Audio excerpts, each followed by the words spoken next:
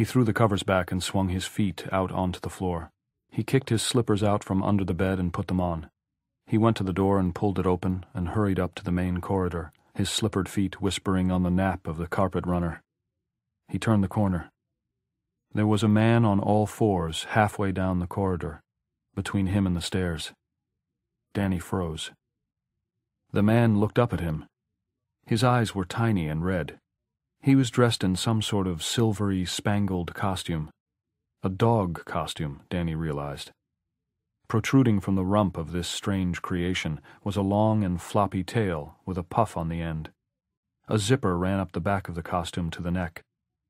To the left of him was a dog's or wolf's head, blank eye sockets above the muzzle, the mouth open in a meaningless snarl that showed the rug's black and blue pattern between fangs that appeared to be papier-mâché.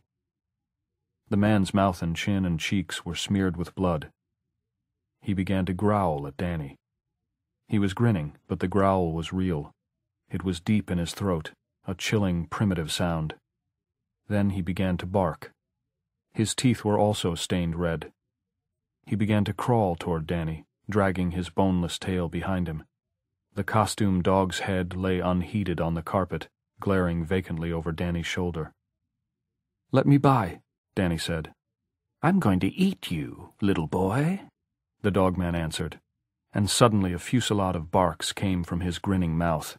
They were human imitations, but the savagery in them was real.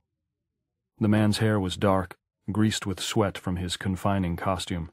There was a mixture of scotch and champagne on his breath. Danny flinched back, but didn't run. "Let me by." "Not by the hair of my chinny-chin-chin," the dogman replied. His small red eyes were fixed attentively on Danny's face. He continued to grin. "I'm going to eat you up, little boy, and I think I'll start with your plump little cock." He began to prance skittishly forward, making little leaps and snarling. Danny's nerve broke. He fled back into the short hallway that led to their quarters, looking back over his shoulder. There was a series of mixed howls and barks and growls, broken by slurred mutterings and giggles. Danny stood in the hallway, trembling. "Get it up!" the drunken dogman cried out from around the corner. His voice was both violent and despairing. "Get it up, Harry, you bitch bastard! I don't care how many casinos and airlines and movie companies you own. I know what you like in the privacy of your own home. Get it up! I'll huff and I'll puff until Harry Derwent's all blown down." He ended with a long, chilling howl that seemed to turn into a scream of rage and pain just before it dwindled off. Danny turned apprehensively to the closed bedroom door at the end of the hallway and walked quietly down to it. He opened it and poked his head through. His mommy was sleeping in exactly the same position. No one was hearing this but him. He closed the door softly and went back up to the intersection of their corridor and the main hall, hoping the dogman would be gone, the way the blood on the walls of the presidential suite had been gone. He peeked around the corner carefully. The man in the dog costume was still there. He had put his head back on and was now prancing on all fours by the stairwell, chasing his tail. He occasionally leaped off the rug and came down, making dog grunts in his throat. "Woof! Woof! Bow!"